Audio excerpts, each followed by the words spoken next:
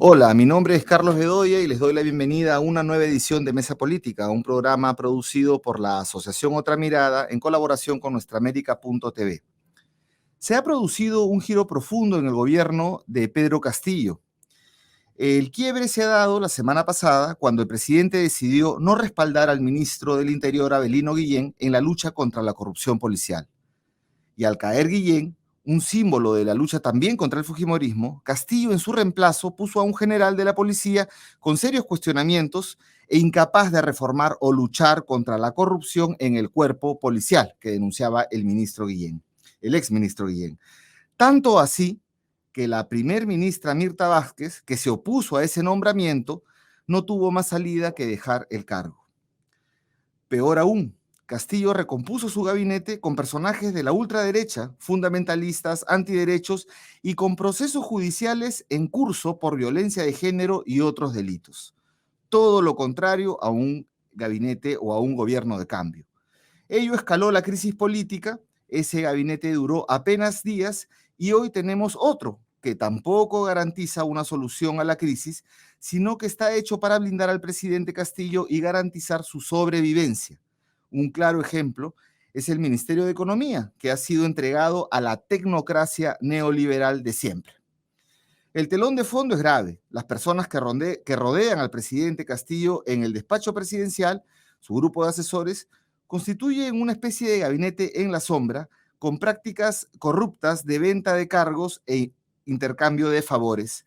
Y ya no se puede tapar el sol con un dedo. Muchas denuncias así lo apuntan, así lo señalan. Llegado a este punto, Castillo ya no está representando la voluntad de cambio de la sociedad peruana y su elección habría servido solo para impedir que las mafias del fujimorismo regresen a la presidencia en un contexto donde desde el 2016 es casi imposible armar un gobierno con cierta estabilidad, ni de derecha, ni de izquierda, ni de abajo, ni desde arriba.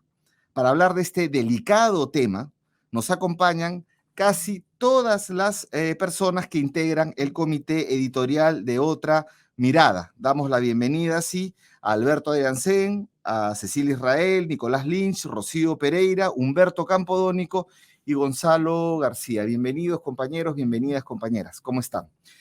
Bien, la dinámica consiste en 3 rondas de intervenciones breves. En cada intervención van a tener ustedes entre 1 minuto a 1 minuto y medio para poder dar sus apreciaciones de la coyuntura política. Entonces vamos a comenzar, sin más ni más, con la primera pregunta. ¿Cuál es la valoración que hacen del giro hecho por Castillo y qué tipo de gabinete tenemos? Empieza Beto Adriancén. Bueno, buenas tardes, Carlos. Un saludo a todos y a todos los compañeros que nos están viendo y los también compañeros y compañeras de Otra Mirada, ¿no? Yo creo que hay que ir más allá, porque esto no es una crisis solamente de este gobierno. Es una crisis envuelta en una gran crisis que, como bien has recordado tú, del 16 no se puede estabilizar la política en el gobierno y que tiene que ver con una crisis que no resuelve un ciclo de largo aliento. Entonces, es cierto que este gabinete marca un giro a la derecha, pero creo que estamos obligados a pensar la política, inclusive los análisis, desde una crisis que me parece que tiene largo tiempo, que es estructural, que yo creo que estamos en una fase final de resolución y que lo que vamos a ver después es una agudización con este gabinete que, en mi opinión, no va a dar fuego, no va a sobrevivir, ya sea entregándose a la derecha, por lo menos ya, como bien dices tú, ya entregó el MED. Y creo que estamos obligados justamente a pensar en términos de más largo plazo. Inclusive la política ser pensada a más largo de plazo, ¿no? O sea, estamos en esa fase, en mi opinión, de la política. Muchas gracias, Beto. Tiene la palabra Cecilia Israel. ¿Cómo lo ves, Cecilia? Muchas gracias, Carlos. Saludos a todos y todas. Creo que estamos ante un gabinete de choque, como se ha dicho, de repartija y un gabinete machista, con varias muestras, ministros poco calificados para ejercer sus cargos y lo peor, con graves denuncias. Los últimos meses el gobierno ha dedicado más tiempo a bloquear la vacancia, a defenderse de las actitudes golpistas de sectores del Congreso, en vez de trabajar un plan mínimo que señale un rumbo y responda a las urgencias del país, con lo cual lograría un apoyo de la población y el Congreso bajaría su actitud golpista. En este escenario tampoco vemos una oferta razonable de parte de la oposición. O sea, ¿cuál sería esta alternativa frente a una vacancia o a una renuncia? Tanto el Ejecutivo como el Legislativo, digamos, comparten la responsabilidad de la situación de crisis en la que nos encontramos en este momento. Las iniciativas del Ejecutivo y del Legislativo solo nos muestran un favorecimiento a los intereses personales. Ni la vacancia, ni la renuncia nos ayudaría, ni la disolución del Congreso en unas elecciones adelantadas, ni el actual gabinete con las carencias y denuncias que tienen, nos van a ayudar a superar la crisis. Creo que esa es la situación que nos encontramos hoy día ante este nuevo gabinete que ya no es de cambio. Gracias. Muchas gracias, Cecilia. Bueno, has colocado elementos que vamos a tratar también en la segunda pregunta. Nicolás Lynch, ¿cómo lo ves tú? Bueno, saludos a todos nuevamente. Elaborando en lo que decía Beto, yo creo que no es una crisis de gabinete ni de gobierno de la que somos espectadores en estos momentos. Es una crisis del régimen político. O sea, la forma concreta que asume el aparato del Estado en estas condiciones de la política peruana, y que su última inauguración fue el 5 de abril de 1992. Es una crisis del arreglo del 5 de abril, lo que estamos expectando en este momento. O sea, Castillo puede cambiar 2, 3 veces más de gabinete, la crisis va a continuar. Se abre en este momento la posibilidad de un recambio de gobierno si no se toman medidas de fondo, estructurales, constituyentes, sobre las que voy a regresar. La crisis va a continuar, porque no es un tema solo de gobierno, es un tema básicamente de régimen, y me atrevería a decir del Estado que aloja este régimen, ¿no? Por eso es de muy largo aliento, como ya se ha señalado, y ese es el reto a solucionar, ese muy largo aliento. Gracias. Bueno, es bastante preocupante la profundidad de la crisis, en todo caso, en la apreciación de estas primeras intervenciones. Tiene la palabra Rocío Pereira. Adelante, Rocío. ¿Cómo ves tú este giro hecho por Castillo? ¿Qué tal? Muy buenas tardes con todos los compañeros de Otra Mirada. Gracias por la invitación.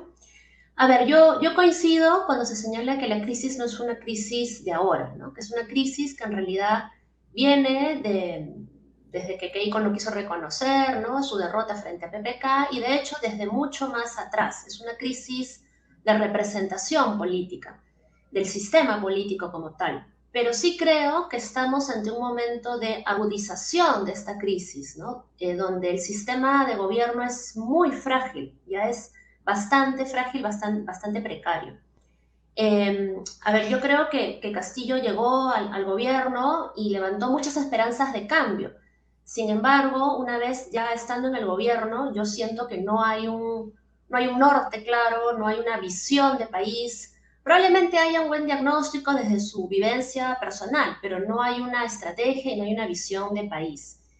Y el gabinete Valer primero representó como el punto más ya agudo de esta crisis, ¿no? Ya fue un gabinete totalmente catastrófico, digamos, ¿no? Un gabinete que representaba todo lo que es antiderechos, todo lo que es antirreformas, corrupción, etcétera, ¿no? Y ahora, con el gabinete Torres, si bien no es tan, entre comillas, catastrófico como el anterior, sí creo que representa más de lo mismo, ¿no? Que no hay un cambio de rumbo, con muchos personajes cuestionados en carteras tan importantes como trabajo, como salud, interior, cultura, entre otros, ¿no?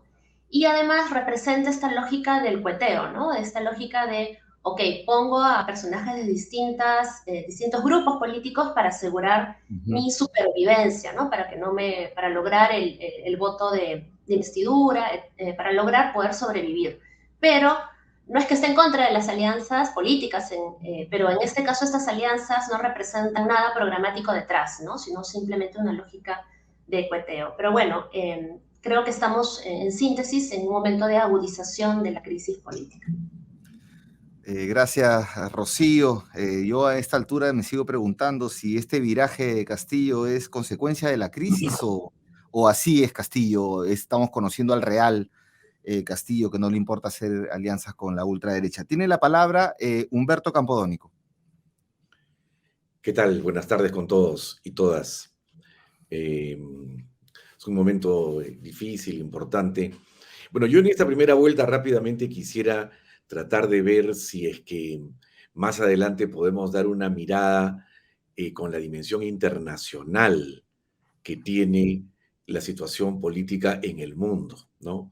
Yo creo que estamos frente a un momento en el cual los paradigmas se han disipado, tanto el paradigma socialista soviético, si se le puede llamar así, o el paradigma del capitalismo autorregulado que no tiene ningún tipo de problema, que es falso, y que lo que estamos viendo en los diferentes momentos, incluido con el cambio climático y con la pandemia, son expresiones de un régimen que está en crisis, pero a nivel internacional.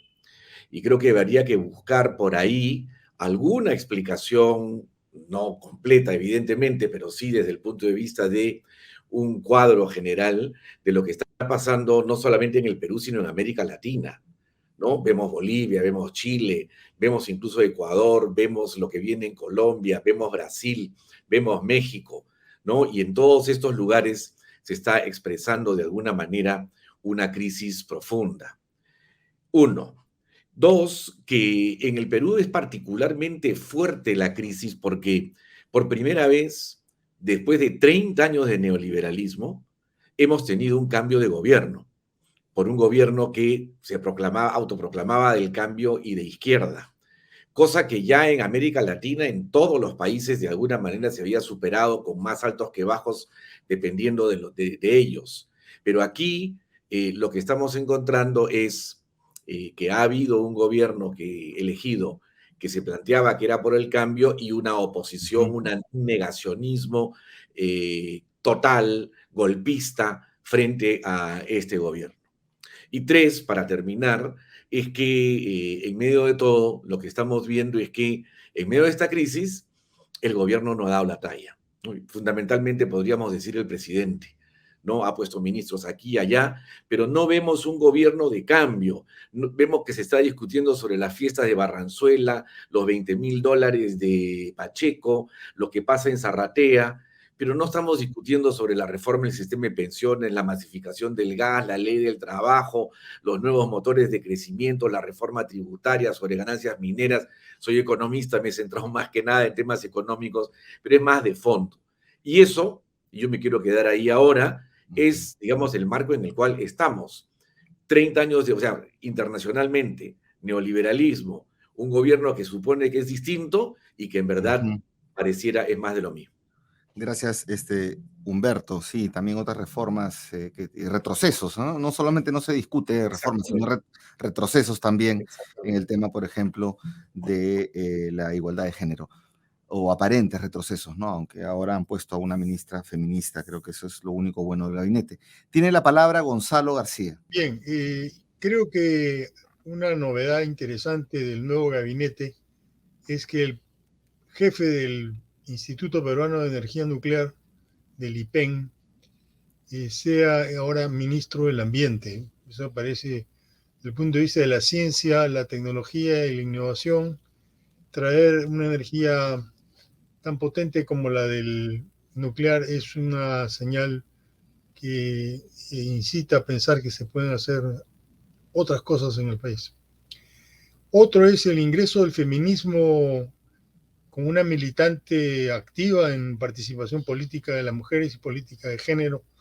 Creo que es un aporte, tanto como el decano de la Facultad de Derecho, ex decano de la Facultad de Derecho de la Católica, César Landa, que es un prestigioso constitucionalista, y creo que da confianza saber de que existe alguien capaz de entender los meandros de la Constitución peruana.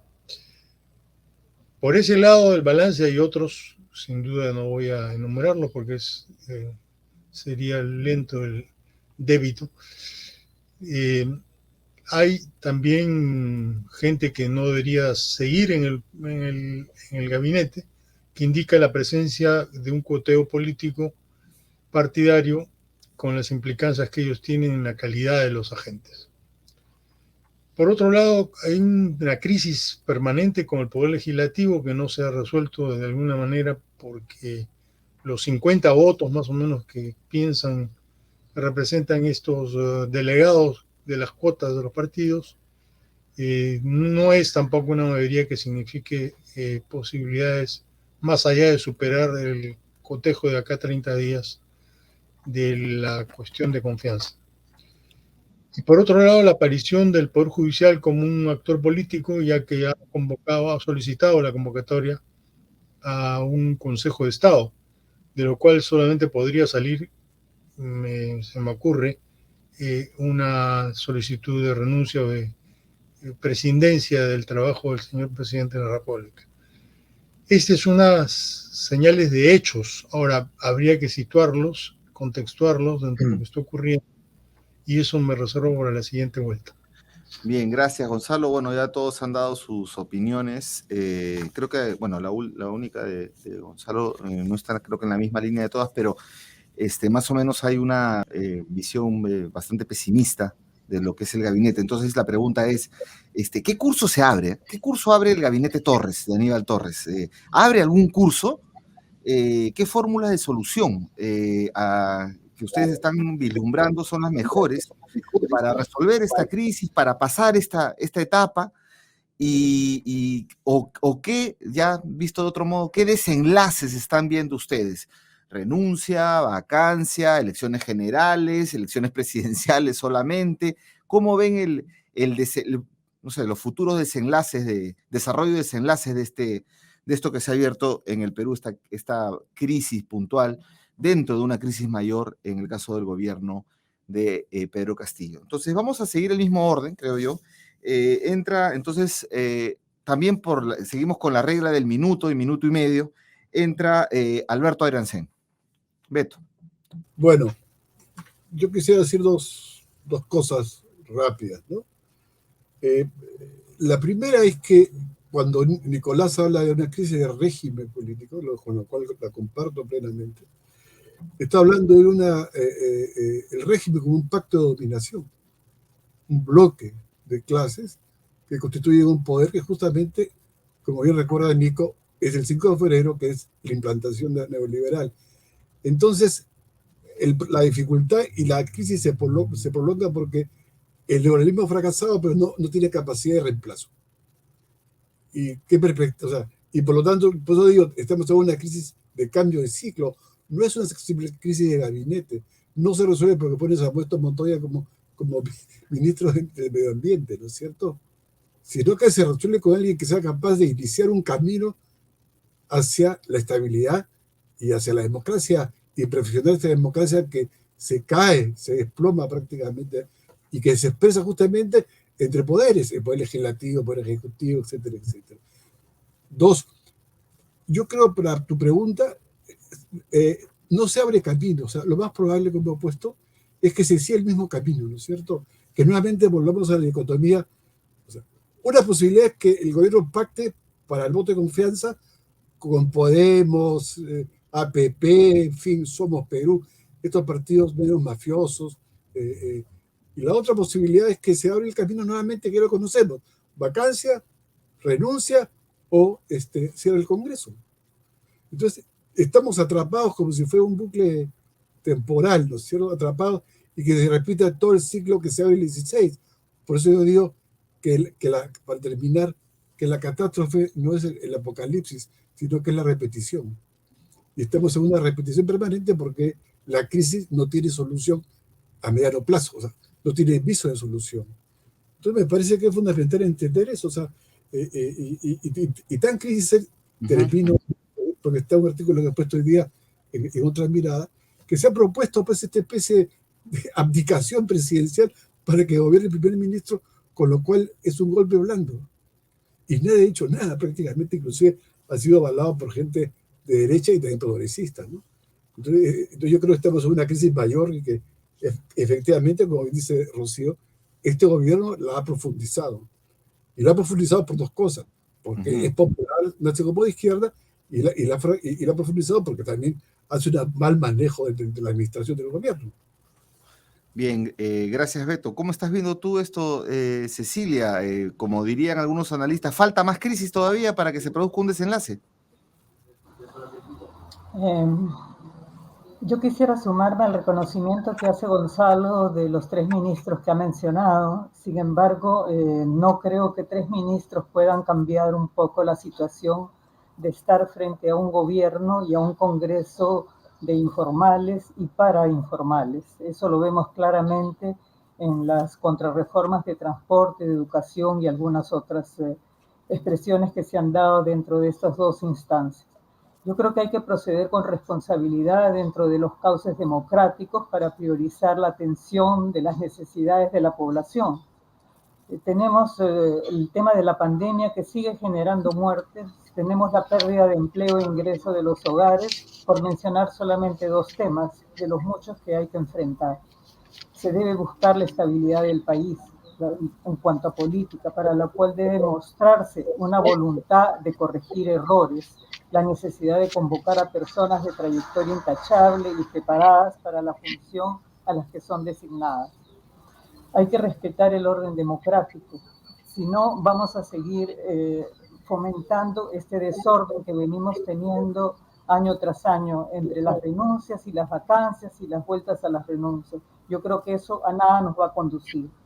¿Qué ganamos con la vacancia o el pedido de renuncia? ¿Cuál sería el recambio? ¿Sería para mejor acaso o para hacer de comparsa a los golpistas? Debemos defender la institucionalidad y exigir las correcciones que se necesiten, así como también denunciar cualquier acto de corrupción y de contrarreforma o de mal manejo dentro de las reglas democráticas. La renuncia o que se vayan todos no resolvería la crisis, me parece. ¿A quiénes elegiríamos? Creo que corresponde una gran alianza entre sectores, partidos y organizaciones convencidos de la defensa de la democracia y con la suficiente fuerza y convocatoria para exigir correcciones al Ejecutivo y al Congreso, así como también insistir en la reforma política electoral para lograr, entre otras cosas, hacer el cambio. Bien, Cecilia, interesante lo que señalas, solamente que hay algunos vacíos políticos que se están produciendo. Nicolás, ¿tú cómo ves qué institucionalidad hay que defender? La principal institucionalidad que hay que defender es la de la oposición, no la del gobierno. Este gobierno ya está descompuesto. Ya está descompuesto por bloqueo reaccionario, ya está descompuesto por incapacidad del presidente y del equipo, los sucesivos equipos que lo han acompañado. Y a esta descomposición se abren 2 caminos, ¿no? O la domesticación, como los poderes fácticos domesticaron a Humala hace 10 años, ¿no? O el derrocamiento, ¿no? Sin embargo, tanto domesticación como derrocamiento no van a solucionar la crisis. La derecha no apura un golpe, ya sea militar o parlamentario, porque no tiene capacidad de hacerse del gobierno. La sombra de lo que le pasó a Manuel Merino todavía pesa sobre la derecha, ¿no? Por lo tanto, la crisis continúa. Haya domesticación o haya derrocamiento. No hay solución a la crisis en los marcos de este gobierno. Eso no quiere decir que queramos derrocarlo, ¿no? Es simplemente ver lo que está sucediendo. ¿Cuál es la alternativa? La alternativa, creo, es forjar un bloque opositor de centro-izquierda, ¿no? Que pueda liderar a un conjunto de fuerzas democráticas y establezca una relación de alianza y lucha con el gobierno, ¿no? Apoyar lo que esté bien y criticar claramente lo que está mal. Desde una distancia, yo no creo que cabe en este momento acompañar al gobierno. Yo creo que ese periodo de acompañamiento terminó, ¿no? Y más bien hay que observar el mediano plazo.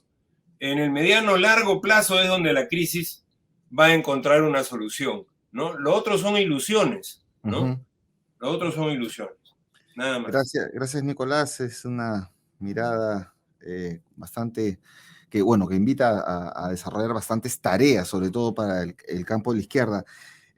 Rocío, ¿tú cómo ves? En mi caso yo no veo elementos que hagan que se sostenga Castillo, salvo lo que señalan Nicolás, que la derecha no puede armar gobierno porque sigue con el trauma de lo que pasó el 2020 con Merino. ¿Tú cómo lo ves, Rocío? A ver, yo creo que en el corto plazo, respecto al voto de investidura del gabinete Torres, es todavía incierto saber si van a lograr, ¿no?, esta confianza, este voto de investidura. Si bien ha primado la lógica del goteo en la conformación del gabinete, está muy al filo, entonces no sabríamos todavía si logran o no logran pasar. Pero digamos que pasen, ¿no?, y que se logra instaurar un gobierno. Igual yo creo que la crisis eventualmente sigue, ¿no? O sea, en realidad la crisis sigue y eventualmente los intentos de vacancia, los pedidos de renuncia, entre otros, van a seguir aflorando, ¿no? Entonces, no creo que este gabinete resuelva la crisis necesariamente. Y creo que la vacancia, los llamados a la vacancia o a la renuncia, en verdad no solucionan nada, ¿no? Es simplemente prolongar la crisis entre el Ejecutivo y el Legislativo, ¿no? Y además tampoco nos preguntamos qué sigue después. Ok, ya, vacancia o renuncia, pero ¿cuál es el siguiente paso, ¿no? O sea, en verdad las voces golpistas que en realidad están llamando a esto, no hay una preocupación real por el país, donde uno se plantee cuáles los siguientes pasos en el tablero de ajedrez, ¿no? O sea, no sabemos cuál va a ser finalmente el futuro o el destino del país en ese escenario. ¿Qué creo que tenemos que hacer? Creo que lo que nos toca es ser oposición, ¿no? Ser oposición claramente. Lo hemos sido antes en gobiernos tan duros como por ejemplo el de Alan García, ¿no? Y hemos resistido. Entonces ahora también nos toca resistir, nos toca hacer oposición en las calles, en los espacios ciudadanos, y defender una agenda, ¿no? Defender las reformas que creemos que están siendo amenazadas por este gobierno. La reforma del transporte, la reforma tributaria, la reforma por un único sistema de salud pública, el enfoque de género en las políticas en general y en educación en particular. Entonces creo que eso es lo que nos toca, ¿no? Defender estas reformas y eventualmente la crisis tendrá que decantar, pero ahorita yo no veo en estos llamados a la renuncia o a la vacancia una salida, sino más bien una prolongación de la crisis y por vías no constitucionales, no institucionales. Gracias, Rocío. O sea, lo que se está quedando aquí es que Castillo se sostiene precariamente y ha constituido un gobierno de la contrarreforma, ¿no? A ver, Humberto, ¿tú cómo lo ves? ¿Qué desenlace puedes ver? O sea, yo creo que el debate está muy bueno, ¿no? Y es una pena que, claro, por el formato y por la manera como nos dirigimos a nuestro público en los días viernes, va a tener que terminar rápido, pero se han abierto muchas cosas. Una primera cuestión que yo quisiera resaltar en medio de toda esta conversación es que todas las crisis anteriores que yo concuerdo a decir que forman parte de una crisis de régimen, se daban fundamentalmente dentro del establishment neoliberal, con todos sus matices, ¿no? Y yo creo que una de las cosas que cambia es que ha ganado un gobierno de izquierda, ¿no? Ha ganado un partido de izquierda y ha entrado, ¿no? Y eso es lo que ha agudizado hasta este punto la crisis. Entonces creo que no podríamos, es parte de un solo proceso, pero como dije antes, eran 30 años de neoliberalismo y ahora la izquierda ha entrado en sus diferentes variantes a formar parte, digamos, como jugadores legítimos de esa crisis. Un segundo punto tiene que ver con el hecho de si se podía lograr el cambio o no con el gobierno de Pedro Castillo, o como alguien dijo acá, que no ha habido capacidad de reemplazo para el neoliberalismo. Bueno, yo la verdad que es difícil decirlo. Yo acompañé mucho a Pedro Franque en la incursión que él hizo para tratar de hacer que en medio de todo el gobierno tomara un rumbo más ordenado, pudiera ir por el lado del diálogo, formar nuevas alianzas, etcétera, y demostrar que la izquierda puede ser un buen gobierno. Y lamentablemente, a pesar de todos los esfuerzos de Pedro, y yo creo que ha sido muy importante lo que hizo, yo creo que lo que se está demostrando es que el gobierno mismo y el propio Pedro Castillo no quiso cambiar, ¿no? Nunca apoyó la reforma tributaria, para decir algo, ¿no? Y sobre el hecho de que no hay capacidad de reemplazo para el neoliberalismo, yo no estoy de acuerdo con eso. Claro que la hay. Hay tantas políticas, hasta si aplicas alguna política del Banco Mundial o del Banco Interamericano de Desarrollo en materia de pensiones, de infraestructura, etcétera, puedes encontrar reemplazos si en este momento el neoliberalismo está súper cuestionado. El tema es que no nos han dejado y por el contrario, lo que se ha instaurado es otra vez un ministro completamente neoliberal, lo cual revela el fondo. Es el tercer punto. Y el cuarto punto es que yo pienso que el gobierno está en crisis terminal. El solo hecho de que ahora Cerrón, que tanto hablaba de constituyente y esto y el otro, lo que dice ahora eso en sus tweets es que tiene que defender al ministro de Salud, que es un gran profesional y que venía de Junín, por favor, ¿no? Y a otro ministro suyo. Lo que quiere decir que el gobierno ha entrado en una fase de descomposición muy grande, ya, hasta de Perú Libre, es mi punto de vista. Entonces, yo pienso que lo que plantea Nicolás de alianza y lucha con el gobierno, la formación de un frente de centroizquierda, habría que analizar cuál ha sido el rol de Nuevo Perú en todo este esquema. ¿Qué cosa A es eso lo que vamos nos a la depara tercera pregunta. adelante? ¿Ah?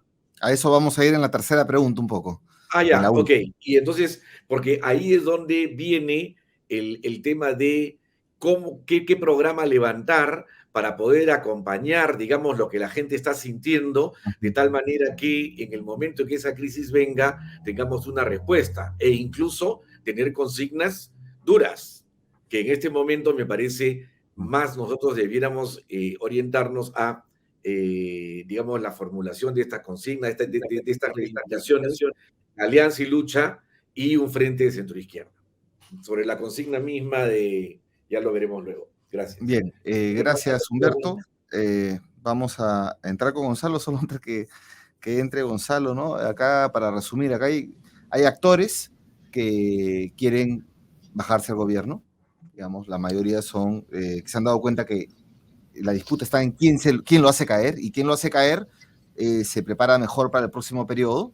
Después hay otros actores que no quieren, coinciden programáticamente con lo que es la contrarreforma de Castillo hoy. Ahí ha mencionado a Alianza para el Progreso, Podemos Perú, etcétera, expresiones de derechas corruptas. Y un tercer actor que más bien, tercer grupo que quieren todavía dar una oportunidad de rectificación, ¿no? En general, de los grupos de rectificación a Castillo. Entonces, bueno, pasamos al comentario de Gonzalo. ¿Tú cómo ves estos desenlaces? Ninguna de las anteriores. Es un gabinete que ha jurado por una nueva constitución, por una constituyente. Algunos miembros lo han hecho expresamente, levantando inclusive el brazo. No sé si el izquierdo o el derecho.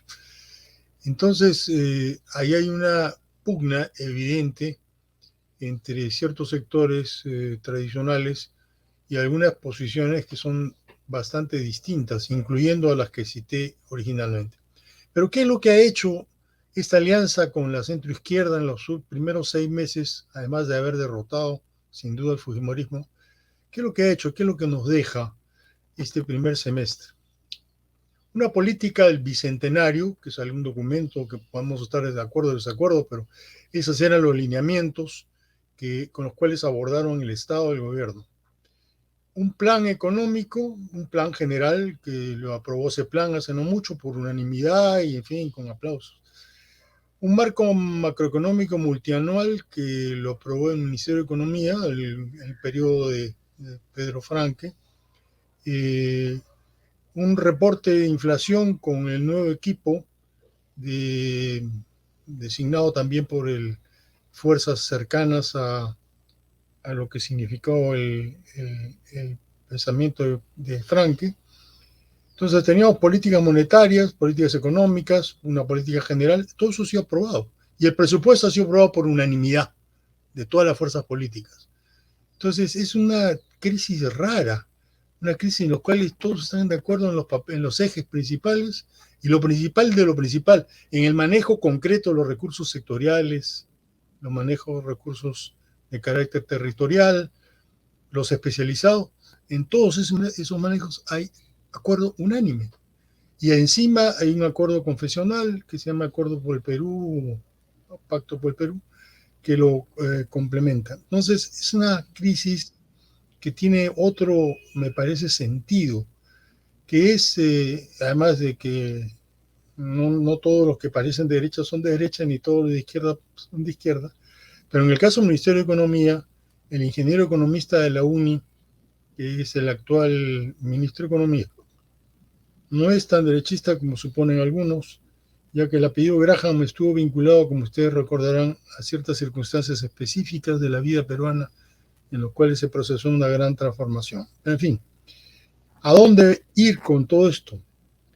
Evidentemente no es abrir la puerta a la ventana y tirarlo por la ventana. Hay que ver de estos 6 meses qué es lo que es rescatable y qué es lo que no es rescatable. Sin duda, un hecho que todos nos ha tocado es la derrota en el sector salud, donde una gestión correcta, sin duda, puede ser sucedida por un ciudadano que no tiene ninguno de los requisitos que se requieren y competencias para eso. Pero el problema principal, lo dejo ahí, es que hemos llegado a la etapa de las ejecuciones de las cosas, las realizaciones concretas de lo que son los proyectos que ya están todos, digamos, más o menos encapsulados dentro de los diseños del primer semestre. Y entre ellos hay algunos que son pues, fundamentales. Yo no abandonaría de modo alguno, por ejemplo, el proyecto de una nueva refinería en Talara. No lo botaría por la ventana porque no me gusta el signo político de algún encargado. Hay cuestiones en las cuales se juega realmente la izquierda y eso creo que es lo que debemos poner en valor. Finalmente, no podemos desdeñar la importancia de la coyuntura internacional y en eso creo que algunos de los elementos precedentes son lo que está sucediendo en Ucrania, lo que está pasando pues en China y Estados Unidos, en el diálogo nuevo que hay, el nuevo reparto aparece internacional de poderes, y creo que hay que poner también un ojo ahí para situar el contexto de los cambios. Y todos los choros, todos los ladrones, todos los que puedan haberse metido al Estado, creo que hay que, a una escoba poderosa, echarla afuera, porque eso podría significar la imposibilidad total de poder avanzar en alguna dirección, cualquiera que ésta sea, en los próximos meses. Gracias Gonzalo. Bueno, tienes una mirada un poco a contracorriente, ¿no? Al ministro Graham, bueno, lo han festejado todos los neoliberales de siempre, entonces por lo menos los está engañando a ellos también, ¿no? Vamos a la pregunta de cierre, ya no tenemos más tiempo. Voy a agradecer que por favor se ajusten al minuto o 1 minuto y medio máximo. Y bueno, aquí tiene que ver con, más allá de, independientemente de Castillo, que aquí se has mencionado, lo ha señalado Humberto Campodoni, que está en una crisis terminal, más allá de él y de la crisis actual, ya cuál es la mirada país que necesitamos, pero más allá de eso, que se puede decir bastante, ¿qué tipo de fuerza necesitamos? Porque hay una especie de vacío político de las fuerzas o de la representación de las fuerzas del cambio, ¿no? Castillo vuelve intrascendente la presidencia de la República, Perú Libre está, el señor Cerrón básicamente, aquí se ha dicho, ¿no? Ya no le importa la asamblea, sino los ministros que tiene y la cuota de poder que tiene en el gabinete. Luego está el señor Sánchez con Juntos por el Perú, que, bueno, prácticamente ha destruido esa coalición y es él negociando con el membrete, ¿no? Y luego Verónica Mendoza, que renuncia a la dirigencia y se vuelve militante de base y se va al Cusco, ¿no? Entonces se genera un vacío político, ¿no? Y ese vacío político ya lo hemos visto en el Perú antes. Entonces, tomando esta consideración, repito la pregunta, es ¿qué tipo de fuerza política se requiere para realmente avanzar, empatar con la voluntad de cambio que ha mostrado la sociedad peruana en los últimos tiempos? Así esa voluntad de cambio no sea socialista, no necesariamente, sino que es una voluntad de cambio a lo existente y al neoliberalismo al tipo de neoliberalismo que hemos vivido. Entonces, mismo orden. Beto Ayrancén, adelante. Fíjate, Beto, tu pregunta se puede responder diciendo miremos Chile, ¿no? porque yo creo que un cambio, digamos, de la Constitución, como se levanta, requiere un momento constituyente, pero que a su vez requiere un actor social y político poderoso, como fue en Chile. O sea, en Chile hay un proceso de acumulación de fuerzas, de luchas específicas por las AFPs, en fin, por toda una serie de cosas más, que concluye, desemboca en una propuesta institucional que es una asamblea constituyente. Acá los actores son fragmentados, débiles, es un mundo de la informalidad. Yo en ese sentido soy un poco pesimista porque no hay actores, así como uno puede decir, hay una crisis de representación, también hay una crisis en el mundo social como consecuencia de la fragmentación. Entonces lo que hay que, por eso digo, miremos la política de largo plazo, no de inmediato, porque la capacidad de fuerza no la tenemos. O sea, que vaya un ministro que me gusta, no me puede definir frente al gobierno. Ese es el viejo truco de antes, ¿no es cierto? Y creo yo que es necesario pensar la política en otros términos que me parecen, y termino con esta idea. Cecilia plantea el término, hay que respetar el orden democrático. Yo creo que hay que respetar el orden democrático para crear otra democracia que efectivamente sea una democracia plural, que acepte la disidencia, que permita la convivencia, que permita, en fin, la soberanía del país y todo lo demás. Porque esta democracia es la que está en crisis, no otra. Y lo demuestra si uno mira las encuestas en los estados anímicos de la población, si creo o confía o no en la democracia. Entonces, yo creo que esa es mi idea. Pensemos en largo plazo, porque en el corto plazo es poco lo que podemos hacer, porque la fuerza, y termino con esta idea, las izquierdas están tan divididas en esta idea, esta pelea enloquecida que es el Perú libre contra la izquierda caviar, que me parece francamente equivocado, además con un partido que es del siglo pasado, que es Perú Libre, como he puesto en el artículo, creo que tampoco veo muchas esperanzas en el corto plazo. Entonces, calma, tranquilidad, vayamos efectivamente que impedir que se mueva a la derecha, pero es casi una especie de resistir lo que tenemos que hacer ahora, ¿no? Gracias, y después al futuro. Gracias, Beto. Propones una salida a la chilena, eso va a tomar bastante tiempo.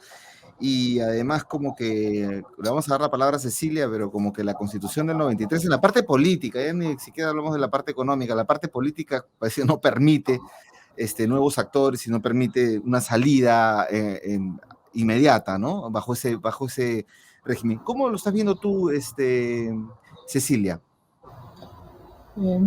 Quisiera mencionar que coincido con Nicolás en el hecho de que se hace muy difícil, por no decir imposible, apoyar a este gobierno. Lo que sí creo que hay que seguir exigiéndole los cambios o las promesas que se hicieron, sobre todo a partir del plan del Bicentenario. No nos podemos desligar de la situación de este gobierno actual. Y para eso hay que articular las organizaciones de centro-izquierda, y también se necesita una ciudadanía activa en las calles a nivel nacional para poder lograr estos cambios. Recordemos que se viene votando desde las últimas elecciones, como ha dicho Carlos, por quienes ofrezcan cambios y también por el mal menor. Sin embargo, ahora estamos una vez más frustrando las esperanzas en el cambio tan necesario para nuestro país.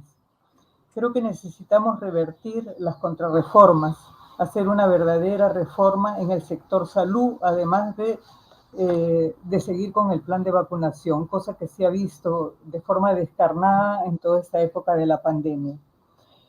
Poner en la agenda temas como la seguridad ciudadana, la igualdad de género y el cambio climático, para mencionar algunos de los temas. Creo que es sumamente importante actuar con responsabilidad frente a esta crisis que estamos viviendo y que parece que es inmanejable. Gracias.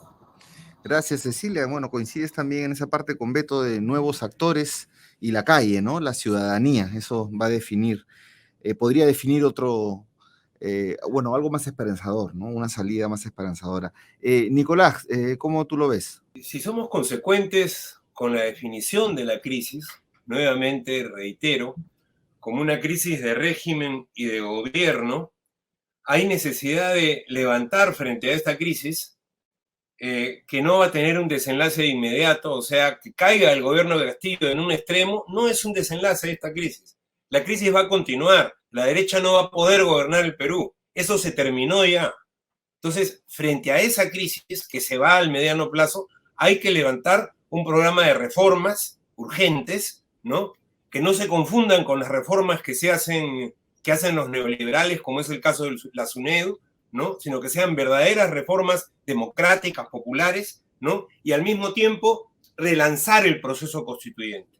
Yo creo que es justamente un momento que revitaliza el proceso constituyente, porque la ciudadanía claramente se da cuenta que frente a esta situación, ¿no? de carencia de salidas, de gabinetes que no dan salida, de congresos que no dan salida, de elecciones que no dan salida, hay necesidad de una salida de fondo. Entonces, hoy más que nunca, para construir un liderazgo, porque no tenemos un liderazgo como se ha dicho acá, hay división, hay contradicción, etc. Para construir un liderazgo necesitamos un programa sólido de reformas democráticas y relanzamiento del proyecto constituyente. Esto tiene que ser la base, el cimiento de un nuevo bloque de fuerzas, repito, de centro-izquierda, que levanten ese programa de reformas estructurales y relancen el proyecto constituyente. Estoy de acuerdo con Beto que esta democracia está muerta. Así como este gobierno está muerta, esta democracia está muerta, ¿no? Mientras esté vigente, estamos viviendo en ella, lógicamente. Pero hay necesidad de una nueva república democrática en el Perú. A eso debemos aspirar. Esa es la verdadera solución a la crisis y eso es lo que va a movilizar a millones de peruanos. Planteamientos más chiquitos no creo que ni solucionen la crisis ni movilicen la fuerza necesaria para solucionar. Gracias. Gracias, Nicolás. Y bueno, a lo de los nuevos actores, la calle, tú le agregas un programa, insistir en los cambios, en repartir nuevamente el poder en el Perú. Y yo me pregunto, pues, tú has dicho una fuerza centro-izquierda, ¿no? ¿Qué tipo de fuerza necesitamos? Quiere decir que las que hay en este momento, ¿no? ¿Tú cómo lo ves, Rocío? Yo creo que se necesita un cambio, sin duda. La pandemia nos ha terminado de demostrar que no podemos dejar pues al mercado y al mercantilismo, ¿no? Que es la expresión más dura de esto, a sus anchas, ¿no? Se necesita un cambio de fondo y también necesitamos avanzar en las reformas que hace un momento comentábamos. Entonces, ¿qué es lo que corresponde? Yo creo que lo que toca es articular una propuesta de país para el 2026, en lo inmediato, pero en realidad incluso más allá. Esta propuesta de país tiene que estar con un liderazgo claro, con una solvencia programática, con una conexión también con las demandas sociales de la gente, con una mirada menos limeña, ¿no? Y una mirada más de regiones también. Y ojo que no solo una propuesta nacional, ¿no? O sea, también pensemos en las propuestas para los territorios, para las regiones, para las localidades. Este año, por ejemplo, ¿no? Tenemos elecciones regionales y municipales, entonces hay que ver todo en su conjunto. Y para eso sí creo que es necesario madurar una propuesta progresista de centro-izquierda, que creo que hoy está también, no sé si en crisis, pero sí en un proceso de debilitamiento, ¿no? Entonces, la crisis, digamos, de alguna manera a todos nos ha tocado. Entonces, sí creo que es necesario articular esta propuesta, madurar este proyecto de centro-izquierda, que sepa además tender puentes, como digo, hacia el centro, ¿no? Que no se encasille necesariamente en la izquierda. Y bueno, seguir defendiendo desde la ciudadanía, ¿no? Desde la ciudadanía activa, seguir defendiendo las reformas en las que creemos, ¿no? Bien, gracias, Rocío. Humberto, ¿tú cómo estás viendo? Se habla de fuerza de centroizquierda. Sí, pero a ver, yo, en verdad, cuando Beto dice, bueno, miremos pues a Chile y cómo Chile ha tenido su momento constituyente, y también podríamos ver pues una madurez de las fuerzas de extrema izquierda en Chile, que son aquellas que están en Apruebo Dignidad, ¿no? O sea, Boric, Frente Amplio y el Partido Comunista, y la manera como han encarado la situación. Y yo creo que nuestra representación de izquierda en lo que respecta fundamentalmente a Perú Libre y luego Nuevo Perú, o Juntos por el Perú, que entró detrás, no han sabido plasmar ni leer y lo digo sobre todo por Perú Libre, qué cosa es la lectura del país que tienen enfrente, ¿no? Ese es un tema. Un segundo tema es que creo que muchas cosas se explican por aquello que Francisco Durán, nuestro gran amigo, llamaba el Perú fracturado, ¿no? Estaba leyendo anoche otra vez sus trabajos y las cifras que él da son como de 5 o 6 millones de personas sumadas que dependen del narcotráfico, que dependen de la minería ilegal, del contrabando y de la delincuencia, ¿no? 6 millones de personas sumando hogares, ¿no? Eso es más o menos el 20% del país, ¿no? Que está desestructurado, que está pensando en ganar lo que pueda y que vive de alguna manera al margen de la ley. Y pareciera que eso, más todo lo que tiene que ver con la informalidad y las combis, etcétera, que no está considerado acá, está afamado, pues, este país que tenemos en el cual estamos viendo exactamente a qué cosas se responde. Bueno, y lo tercero que quisiera decir es que yo estoy de acuerdo con la Alianza y Lucha, con el hecho de tener, y creo que deberíamos dar pasos para ver la conformación o una recomposición de la izquierda. Me parece muy importante también lo de las elecciones regionales, pero termino diciendo que en el tema de la crisis del gobierno, el propio gobierno es aquel que en gran medida está disparándose al pie. Evidentemente la derecha golpista y vacancia haciendo lo que quiere y seguramente lo que va a acelerar, pero un gobierno que no se deja ayudar, un gobierno que nombra a un misógino como Valer y que luego no habla de eso, sino que simplemente desdeña a la ciudadanía y dice que la salida ha sido, que el tema ha sido el Congreso, etcétera, a mí me deja muchísimo que desear el presidente Castillo, ¿no? Y me quedo ahí nomás, porque me parece que ese tema es un tema muy importante.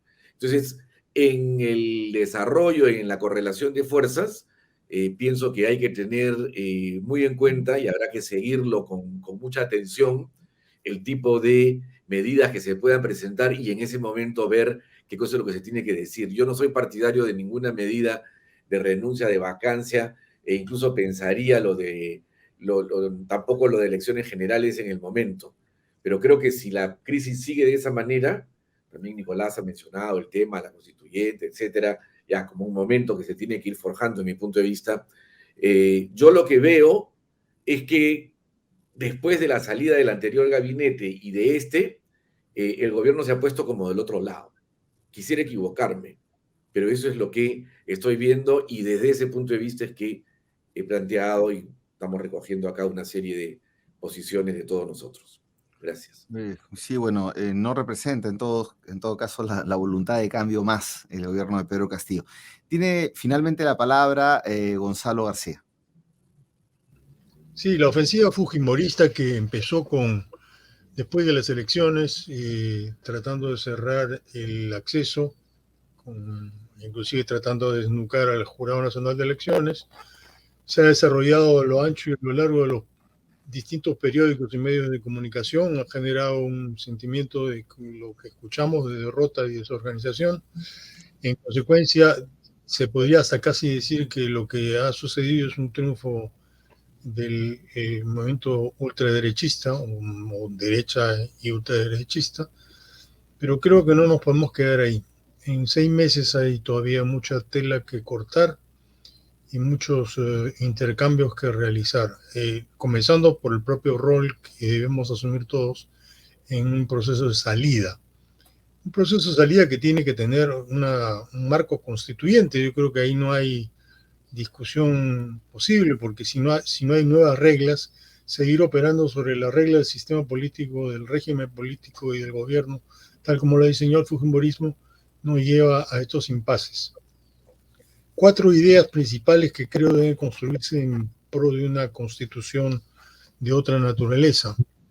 Una, y primero, es reinscribir los distintos modos de propiedad que hay en el país, comenzando por la propiedad colectiva, la propiedad social, la propiedad de los todos, una acumulación social que debería ser sobre la base de instituciones financieras y económicas que desarrollen la pequeña y mediana producción, una capacidad de tener desarrollos pensantes con una capacitación permanente desde los hogares, pero más allá en las fábricas, en los centros laborales, en fin, donde se pueda construir capacitación y reproducción social de los sectores laborales. Y el eje principal tal vez sea una nueva forma de participación política de la gente.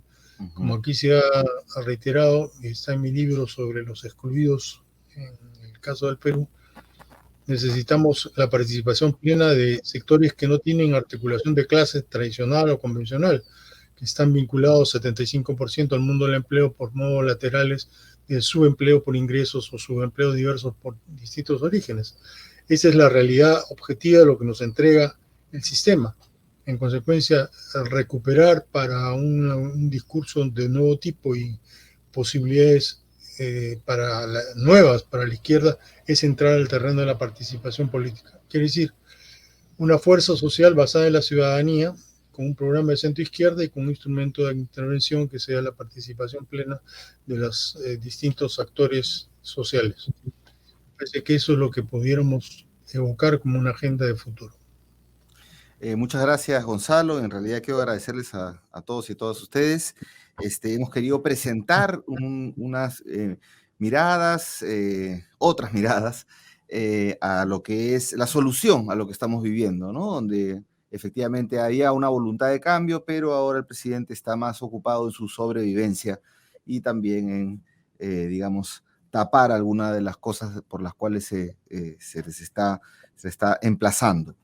Si no hay, recupero la categoría que mencionó Humberto, el país fracturado, y seguiremos nosotros desde otra mirada reflexionando sobre estos temas. Tenemos crisis para rato. Muchas gracias, Alberto Erancén, Cecilia Israel, Nicolás Lynch, Rocío Pereira, Humberto Campodónico y Gonzalo García. Y con nosotros será hasta otra emisión de Mesa Política. Muchas gracias.